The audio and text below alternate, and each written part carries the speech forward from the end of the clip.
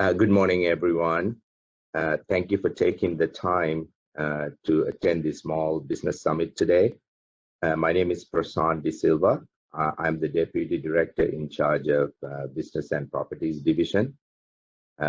Just a quick background, Business and Properties Division is a revenue generating division, and that's why we tend to work with various businesses within the airport. We become the conduit between the business and the airport. Having said that, let me walk you through various sections within the division.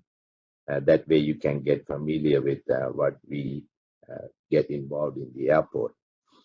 Business and properties consist of 5 main sections: airline affairs, concessions, parking and rental car center, commercial real estate, agency affairs, and compliance sections. As the slide deck progresses, I will go over a little bit more depth what these areas represent. Now I want to introduce the section heads for these sections, so if you want to have a conversation with them in the future, you know whom to contact. Airline affairs section is in charge by a gentleman named Cliff Looper. Concessions section is in charge by a lady named Corinne Ulmer, which you will get to hear a little bit later today. Parking and rental car center section is in charge by a gentleman named Craig Doyle. Commercial real estate is in charge by a gentleman named Richard Graham. And finally, agency affairs and compliance sections in charge by a gentleman named Stephen Patel. The airline affairs team is the one that works directly with all our airlines in order to negotiate all the intricacies with the airport and the airlines. They are one of the main point of contacts between the airport and the airlines. Here you see the current airlines that comes to the Phoenix Sky Harbor International Airport. There are about 20 airlines on here. We continue to hear new airlines are showing interest in Phoenix Sky Harbor International Airport, and we are obviously looking forward to working with these airlines. Now I want to quickly talk about concessions team. They manage all the food and beverage, specialty retail, and passenger services outlet within the terminal. Terminal 4, there are currently 98 outlets. They can be broken into 3 groups: food and beverage, retail, and various passenger services. Terminal 3 mimics very similarly, but they have only 32 outlets in Terminal 3. They also can be broken into 3 groups: food and beverage, retail, and passenger services. If you did not know, we not only manage the Phoenix Sky Harbor, BMP team works very closely with our other 2 general aviation airports, Goodyear and Deer Valley Airport as well. The real estate team oversees about 800 parcels around Phoenix Sky Harbor International Airport, also various building leases within the Sky Harbor Airport. The real estate team works in tandem with the 2 airport general managers at Goodyear and Deer Valley Airport in order to develop their vacant land, which you can see about 238 and 180 acres respectively. The team also working on getting the restaurant at the Deer Valley Airport reopened. I'm excited to see the end product, which hopefully will be coming towards the end of this year. Next, I want to quickly touch on parking and rental car center team. They have been extremely busy generating revenue to the airport while providing excellent customer service. Parking manages both public and employee parking program. Parking team manages all our parking, close to about 26,000 plus spaces with the help from our business partner Ace Parking. They have come up with various new programs to keep the parking program alive and well here at the Sky Harbor Airport. If you are a traveler, you've probably seen some of those new programs here. This same team manages our massive rental car center operations as well. Rental car companies can be divided into 3 groups: brand operators, which is what you see now, independent operators, and then finally off-airport operators. Finally, I want to quickly touch on agency affairs and compliance team. They work with various companies and organizations within the airport. For example, aircraft cleaning, ground support equipment, and aircraft fueling, and some federal agencies such as TSA, CBP, and FBI. This team also makes sure we are compliant with all our contracts and our responsibilities. Now, I quickly want to focus my attention to letting you all know how grateful we are as an airport community. Whether you are a current partner or planning to join us in the future, in this great journey of ours to take care of our customers and continue to be the America's friendliest airport. Without you all, we can't truly make this airport function.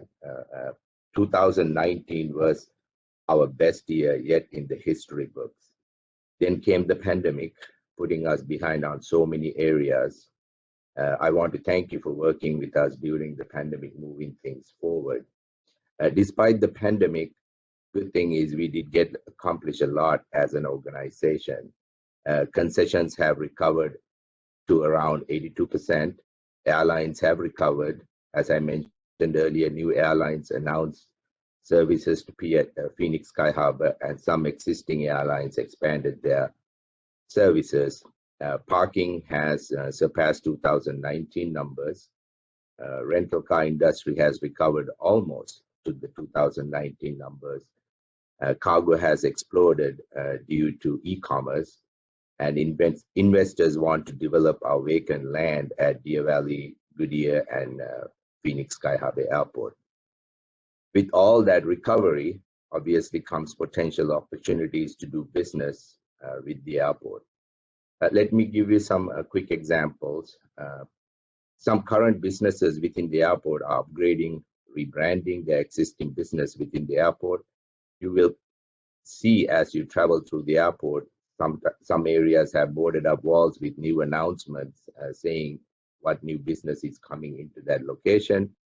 We were able to open up a brand new passenger lounge in Terminal 3 in the middle of a pandemic.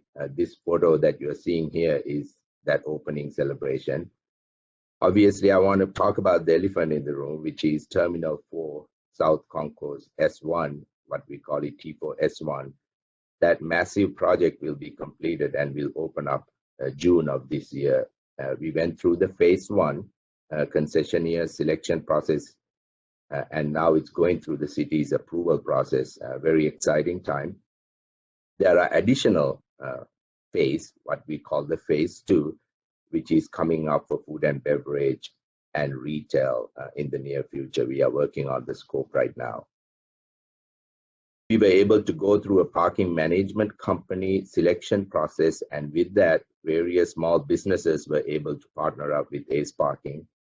A new opportunity might come up with the new Ace contract in the future. We are in the process of going through an exercise to figure out the best way to develop some land at Phoenix Sky Harbor Airport in the northwest corner. When that process ends, there will be various ways to partner up with that winning company. And finally, we were able to move everyone's favorite mural from demolished Terminal 2 to the rental car center. What an achievement, and you can see some of those pictures on this slide. And how did the airport did all this in the middle of a pandemic? With the help from you and the wonderful airport staff working together, as I mentioned before. I want to take this time again, finally, to thank you all for being with us and following us and helping us through the pandemic and helping us to recover. With all that, I would like to turn the time now over to our business manager, Corinne Ulmer, to give you or walk you through so many new other exciting opportunities that are coming up here at the Sky Harbor Airport. Thank you for your time. Thank you, Prasan. Good morning. Thank you for providing me this time to share information about some upcoming solicitations, a future small business opportunity, and the airport's small business efforts. Next slide, please. Below are some future business items. I will provide a brief description of the following items: branding and sponsorship, provide revenue opportunities through branding and sponsorship agreements. Terminal 4 Concourse 2 and 3 operate food and beverage concession units. Concession consulting, seeking services of a qualified contractor to provide expertise and deliverables. Terminal advertising program, develop, construct, place, operate, maintain, and sell advertisement. Third-party registration traveler program, operate third-party registered traveler program. Next slide. Terminal 4S1, develop, operate, and manage food and beverage and retail concession units. Premium vending, provide unique local and national brands of premium food, beverage, and merchandise vending. Phoenix Rewards, passenger rewards program for goods and services. ATM currency exchange, provide automated transaction machines or ATMs and currency exchange services. Shoeshine and other services operate in defined locations and offer goods or services for purchase. Next, the small business opportunity. We are seeking your feedback. This program is called the Phoenix Pop-Up. This is an excellent opportunity for someone considering operating a business or gaining airport experience. Some of the benefits include large hub airport experience, minimum investment, short-term lease, low monthly rental rates, and it's a very desirable location. Next slide, please. Next, I will share information about other airports who have created similar programs. A brief business overview: Denver International has 45 locations generating over $22 million. This information is dated back to 2019. San Jose also has offered 10 locations, and this information dates back to 2018. Next slide, please. And lastly, our small business efforts. We have created a position that will be assigned to manage these relationships, provide direct support, and will work closely with the Small Business Engagement Manager and the Equal Opportunity Department. This concludes my presentation. I look forward to your feedback and any questions you may have. Thank you. And you may leave your comments or questions. Please type them in the chat box.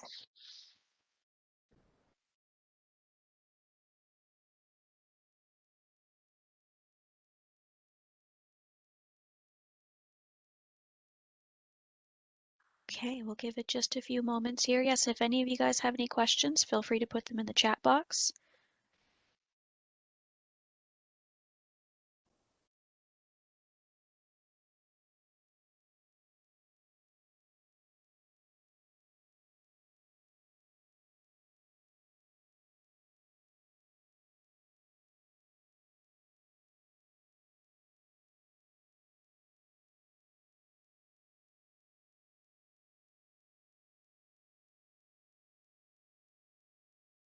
Okay, Andre Thomas says Zyteco's Louisiana Kitchen wants to work with you. Repeat that one more time. Zyteco's Louisiana Kitchen wants to work with you. Not necessarily sure that's a question. Yeah, I mean, we always welcome, having these open communications. Corinne is, like I mentioned, is the point of contact. We definitely, could have that open dialogue with you guys. If you're planning on bidding for a future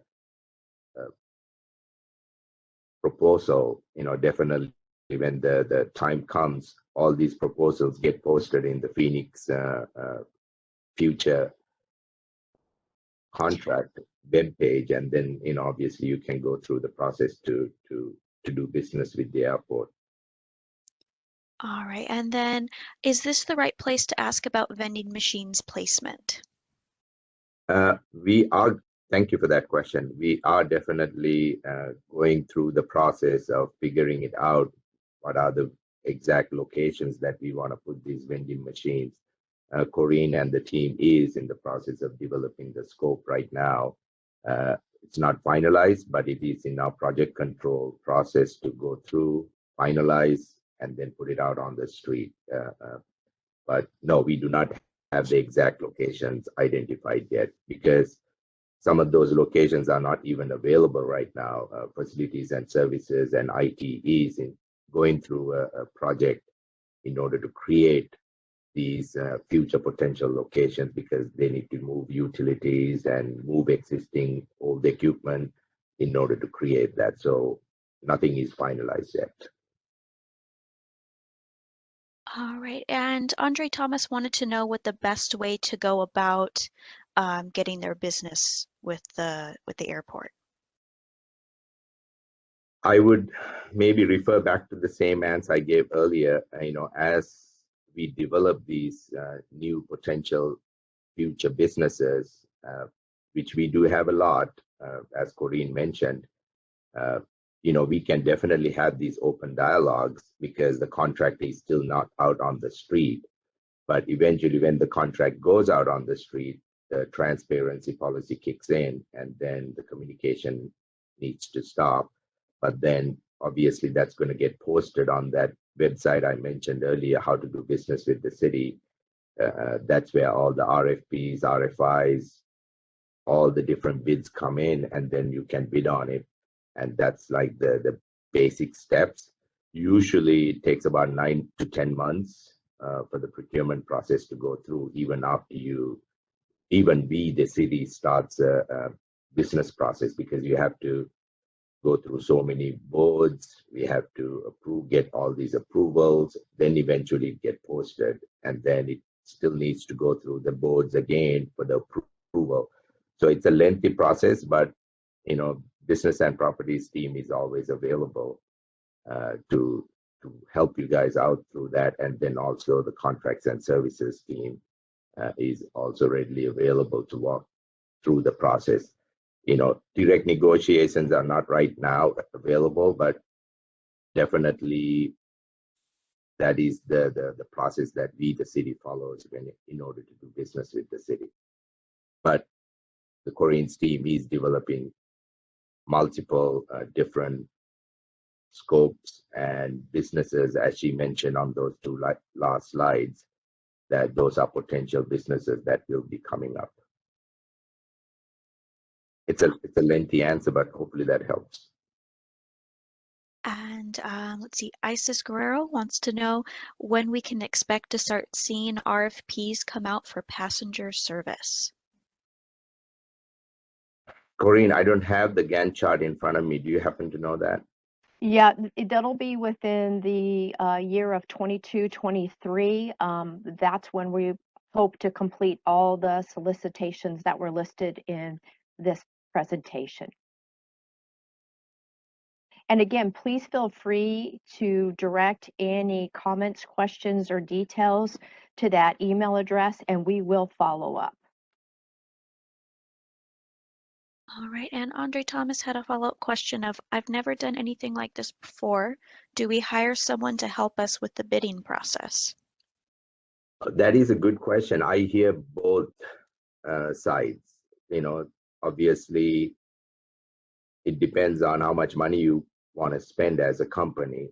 I have heard companies hire a consultant that helps you through the paperwork process, and some do not. That's why business and properties and contracts and services are here, but we can't tell you how to write the bid process. What we do is we write the scope, this is what we need, and then the other proposers has to decide whether they have the expertise. But I have heard a lot of companies hire an expert in the field or a consultant to put together the packet, because when contracts and services put it out on the street, it has very, very specific things that you need to propose in order to be qualified as a a proposer. And if you are missing information, if you are missing documents that is required, you can get disqualified. And when you get disqualified, when the deadline is up, you cannot resubmit it. So it has to be very specific. Yeah, I mean, I can't recommend anything, but I'm just telling you what I have heard. I've heard both ways. Hire a consultant and do it on your own. We're also looking to get the restating the dates for the RFPs that are expected to be released. One more time. They're looking for the dates of the RFPs that are expected to be released. I'm going to assume they're referring to the phase 2. The scope is, I would say, about 80% completed, right, Corinne? They're going through the process right now. We were, I think, based on the Gantt chart that we put together, because we have so many projects on the hopper, so to speak. I think you were talking about fall, right? That is correct. And then the biggest question is, as you probably noticed in the last 2 years since the pandemic started, every variant that comes in, enplanement numbers fluctuates like a roller coaster. So everything based on, even the second phase will be released based on that. We don't want to release something when there's no passengers coming through the airport. Then you're going to have all these restaurants open and no business. So we are watching that very carefully, what the CDC guidelines and the infection rates. We are following all those numbers very carefully, and eventually, that will determine the exact time range when we will be releasing the phase 2. When the phase 1, which is what I explained earlier, when that terminal opens in June, if those existing outlets can handle the service, then we might push it back, releasing the phase 2. But it all depends on the enplanements. Okay. Last question that we'll get to here is, we would like to have our frozen dessert item to be considered for a menu item for food concessions and in retail areas. At what point in the process do I reach out to prospective businesses to have us be considered? Good question. I would say you could start the communications right now, because we personally don't know which businesses will bid on the phase 2 of the proposals. And when the proposals come out, then it might be too late, because these primes might be already have some ideas what they want to bring into the table. So I would recommend you start having those conversations with our primes right now, trying to pitch. And I believe there is another session coming up, right? That talks about how to have the primes and the small businesses can have that conversation. Am I correct? Yes. We do have a small business certification 101 class coming up at 12:15 today. And then tomorrow we have a bidding boot camp that helps businesses learn how to place their bids and do business with the city.